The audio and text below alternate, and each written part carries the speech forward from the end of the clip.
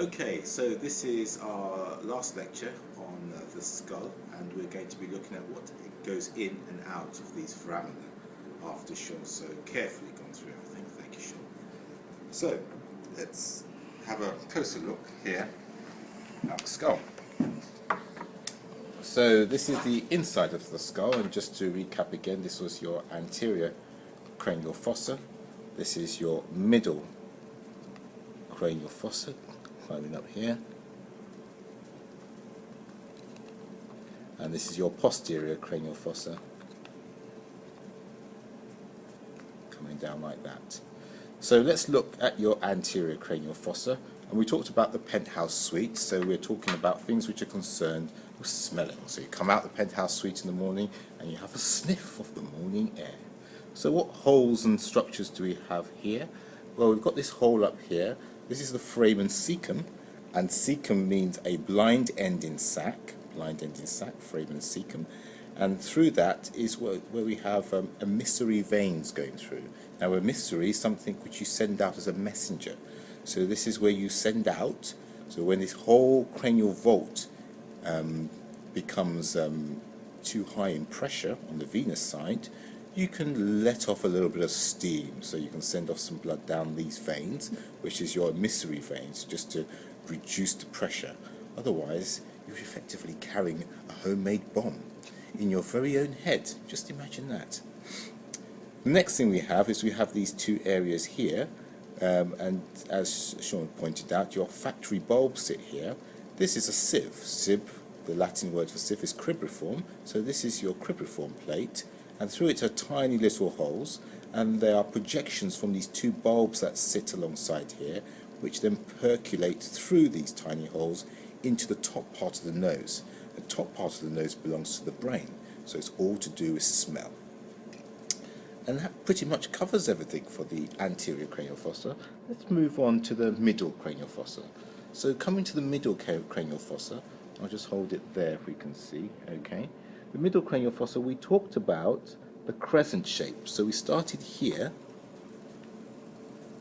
with this superior orbital fissure coming round onto the foramen rotundum for round, and then we came round onto foramen ovale, and then we came round onto foramen spinosum. So you can see they're all arranged in a bit of a crescent. And then just slightly more central from the crescent, you've got foramen lacerum, and then just behind it is the carotid canal. So that's disappearing into the canal. You can't actually see through the canal because it's a canal. That's why it's a canal. Whereas these others are foramen, so you can actually see from one side straight through to the other. So let's start off talking about the first one. So the first one here, I'm just going to poke these through here, and then you can see. So that there is the superior orbital fissure. Now, through superior orbital fissure, that's obviously going to go round into your orbit. So I'm just going to turn this round now. If I turn this round, what you can see there is coming through the superior orbital fissure is that wire I've just placed through. So these are obviously things which are going to come to supply the eye. So what we've got coming to supply the eye is cranial nerves number 3, cranial nerve number 4, and cranial nerve number 6, which have to move the muscles of the orbit. So that's oculomotor for 3, trochlear for 4, which is going to operate superior oblique, and abducens, which is to abduct the eye, so that is lateral rectus for number 6. The other nerve which you need in the eye around that area is for sensation, and that's the ophthalmic division of the trigeminal, which is going to be V1. So just turn around now, and we're going to show you again where that's heading in. Okay, superior orbital fissure. Great. Let's move on to the next one now. And the next one, if I just guide this in, it's just tucked in right up in here. All these holes are actually through the sphenoid bone, so it's a very busy bone. Okay, sphenoid means wedge, and it's the one which is wedged in right in the middle. It's very busy, right in the centre of all the action. So the hole I've just found there, and I've just placed this wire through, is the optic canal. It is a canal, which means it goes on for a little while it's encased on all the sides. And through here runs your optic nerve, which is cranial nerve number 2. Also wrapped around it, or with it, runs the ophthalmic artery. Wrapped around the ophthalmic artery, like a climbing tree plant, is your sympathetic nerves, and they follow the arterial system. That's how they catch the bus on the way to where they're going to go. So that's your sympathetic nerves, which are going to go to the orbit. I'm just going to turn this around now, and when I turn it around, you can probably see there the green wire coming out, and that's that coming out off the sphenoid bone of the optic canal. Okay. Now let's move on. So I'm going to turn this back round and we'll move on to the next hole. The next hole, if I find it just here, is foramen rotundum. Foramen rotundum. Okay, rotundum, round. There we go. It can't get any more rounder than that. So foramen rotundum carries the branches of the trigeminal for the maxillary, the nose division. Okay, so that's V2. And I'm just going to turn that around so that you can see where he's coming out roughly. Now, can you roughly see, just if you look through the orbit and down through the inferior orbital fissure, you can see rotundum poking out on the other side. Okay, I'm just going to turn it onto its lateral surface so you may be able to appreciate where it's coming out there too. And that's foramen rotundum coming out into that pterygopalatine fossa we were talking about before. How interesting. Just bear that in mind, because we'll come back to that shortly. Thank you. Right, we're going to go back now, and the next hole we're going to find is here. And that is foramen ovale. It's oval. It looks oval. Please don't write anything else in the exams. This is definitely foramen ovale. Okay? I'm going to turn that around so you see on the inferior aspect of the skull where this is. So here we go through, and there we're coming out there. Foramen ovale. Can't get any more oval than that. Okay? That's going to carry with it the mandibular division of the trigeminal nerve, that's V3. It's also going to have coming out of there the lesser petrosal nerve, which is carrying parasympathetic fibers of the glossopharyngeal, which are heading down into that infratemporal fossa, where they're going to find the otic ganglion and give off fibers towards the parotid gland to help with your salivation. The other vessel we've got, which is going to be going through there, is going to be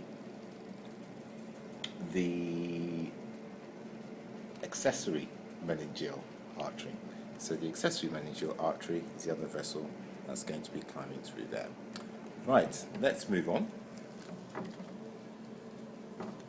And if I find the next hole, which is this hole here, and you remember Sean earlier just told you about this one, you can easily identify with this groove which is climbing up here heading towards my pterion. Okay, this is that H, which is that Clapham junction of bones on that weak part of the skull. And if you just tap here, which is the rock, which is the petrous part, listen to the sound, and then if you tap here,